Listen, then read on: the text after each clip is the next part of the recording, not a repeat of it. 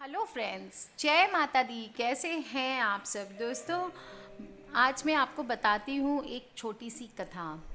सरस्वती नदी आपने नाम सुना ही होगा। उसके किनारे बसे एक नगर है, उसका नाम है भद्रावती। इसमें ध्रुति नाम नाम का एक चंद्रवंशी राजा रहता था। वो उस नगर पे राज्य करता था, बिल्कुल धन धान्य से परिपूर्ण था, शांत स्वभाव वाला था। और धनपाल नामक वैश्य भी वहाँ रहता था, जो हमेशा किसी न किसी पुण्य कर्म में लगा रहता था। उसने जनहित में बहुत सारे कुएं, प्याऊ, धर्मशाला, मठ, बगीचे ये सब बनवाए थे और लोगों की हर वक्त सेवा करता रहता था। उसने सड़क के किनारे आम के पेड़, नीम, जामुन आदि बहुत सारे छायादार पेड़ भी लगाए थे। और विष्णु भगवान की कृपा से उसके 5 पुत्र थे, जिसमें सुमना सद्बुद्धि, मेधावी, सुकृति तो अपने पिता के समान धर्मात्मा थे, परंतु धृष्ट बुद्धि अपने नाम के अनुकूल ही बहुत दुष्ट था। उसका मन सदा पापों में लगा रहता था और वह अपने पिता के धन का दुरुपयोग करता था।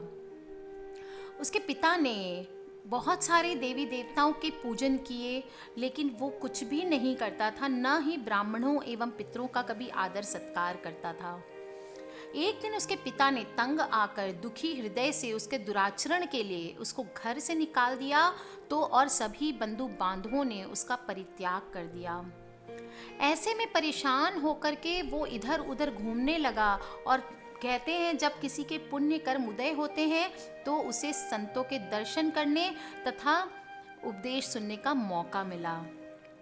ऐसा ही किसी पिछले पुण्य कर्म के प्रभाव से धृष्ट बुद्धि घूमते हुए महर्षि कौंडिल्य के आश्रम में पहुंचे। और तब वैशाख का महीना चल रहा था, महर्षि गंगा स्नान करके लौट रहे थे। धृष्ट बुद्धि महर्षि के सामने हाथ जोड़कर उनसे अपने दुखों को दूर करने के लिए प्रार्थना करने लगा, तो उन्हें उस पर दया आ गई। महर्षि ने उसे मोहिनी एकादशी का व्रत करने को कहा। व्रत के प्रभाव से वह अपने सभी पाप बंधनों से छूट गया और अंत में प्रभु के धाम को प्राप्त हुआ। दोस्तों, एकादशी व्रत का फल रात्रि जागरण की, उसमें रात्रि जागरण करना बहुत ही अत्यधिक महिमा वाला बताया गया है। इसलिए इस दिन व्रती को चाहिए कि रात को धरती पर शयन करे और अपना अधिक से अधिक समय प्रभु के कीर्तन में बिताए। यदि कोई व्रत नहीं भी कर सकता है तो एकादशी के दिन कम से कम आपको चावल नहीं खाना है और ना ही किसी को देना है चावल।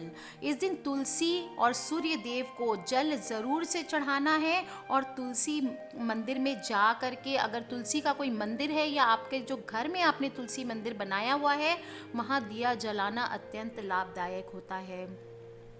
दोस्तों, आपको मैं पारण का समय, व्रत का समय टोटल बताऊंगी। इस नश्वर संसार में जो मनुष्य शास्त्रों के अनुसार जीवन में अगर अच्छे कर्म हम करते हैं दोस्तों, तो और प्रभु का नाम लेते हुए जीवन बिताते हैं, तो ऐसे ही हमारे ऊपर भगवान प्रसन्न रहते हैं। लेकिन एकादशी तिथि बहुत अधिक प्रिय है विष्णु भगवान को।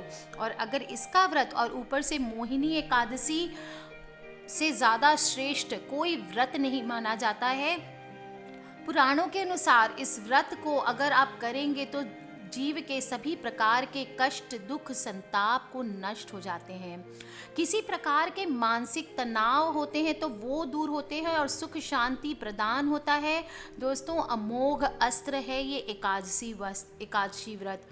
शास्त्रों के अनुसार इस व्रत की महिमा को पढ़ने तथा सुनने वाले को भी 1000 गोदान फल के बराबर फल की प्राप्ति होती है। और मोह जाल तथा सभी प्रकार के पापों एवं पातकों से छुटकारा पाने के लिए ये व्रत किसी अमृत से कम नहीं है। आपने अगर कोई गलत काम गलती से भी किए हैं जिसकी निंदा होती है, तो उससे भी मुक्ति प्रदान होती है। और इसके प्रभाव से मेरु पर्वत, जो सबसे बड़ा पर्वत माना जाता है शास्त्रों में, उसके समान किए गए महापाप भी नष्ट हो जाते हैं। दोस्तों, बैसाख मास के शुक्ल पक्ष में मोहिनी एकादशी का व्रत करने से सभी मनोकामनाएं पूर्ण होती है और प्रभु की कृपा प्राप्त होती है। और संसार के सभी सुखों को भोगता हुआ मनुष्य अंत में मोक्ष की प्राप्ति करता है।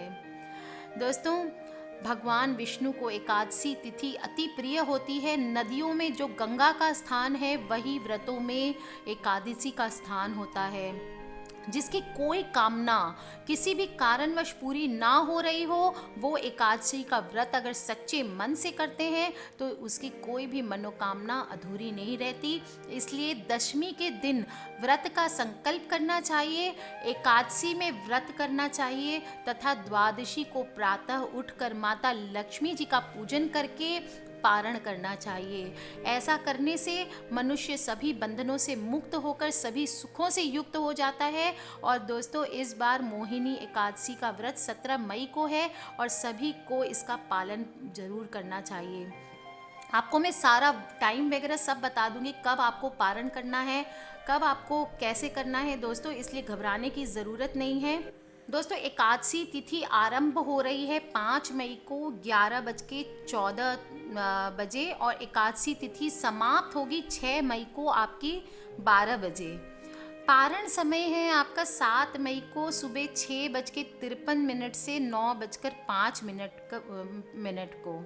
तो दोस्तों, इस समय तक आपको सुबह व्रत खोल लेना है, यानी संकल्प आज आप रात में ले सकते हैं कभी भी, और कल आपको दिन भर उपवास रखना है और परसों सुबह 6:53 से 9:05 के बीच में लक्ष्मी पूजन करके आपको ये व्रत खोल लेना है।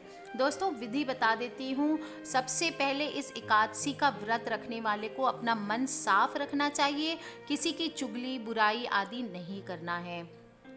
सुबह सुबह उठकर सूर्योदय के ब्रह्म मुहूर्त में, सूर्योदय के से पहले उठ सके तो बहुत अच्छी बात है, उठकर स्नान करें। इसके बाद शुद्ध वस्त्र पहनकर भगवान विष्णु की मूर्ति या फोटो जो भी है आपके पास घर में, उसके सामने घी का दिया जलाएं। दोस्तों, विष्णु भगवान की मूर्ति हमेशा रखनी चाहिए घर में, या अगर नहीं हो तो कम से कम सत्यनारायण भगवान की होगी आपके पास, या जो भी है उस पे आपको घी का दिया जलाना है और तुलसी ज़रूर चढ़ानी है।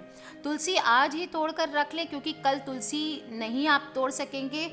तो तुलसी, फल, तिल, थोड़ा सा तिल ले लें काला, ये सब लेके आपको भगवान का पूजन करना है। व्रत रखने वाले को स्वयं तुलसी पत्ता नहीं तोड़ना चाहिए। अगर आप रखने वाले हैं कल व्रत तो किसी से घर में तुड़वा लें, आप खुद न तोड़ें। और किसी के प्रति मन में द्वेष की भावना, निंदा, चुगली आदि बिल्कुल नहीं करना है। पूरे दिन कल आपको निराहार रहना है, निर्जला व्रत होता है दोस्तों। और शाम में पूजा के बाद आप चाहें तो फलाहार कर सकते हैं। एकादशी के दिन रात को जागरण, मैंने पहले भी बताया, करना है और भगवान का भजन कीर्तन करें। द्वादशी के दिन ब्राह्मण या और कन्या, 5 कन्या मैंने बताई, हो सके तो इनको भोजन करा के फिर करें, नहीं तो कम से कम 1 रोटी गऊ को ज़रूर खिला दें। जो व्यक्ति मोहिनी एकादशी का व्रत करेगा उसे व्रत के नियम का पालन आज रात्रि यानी दशमी के रात्रि से ही करना चाहिए।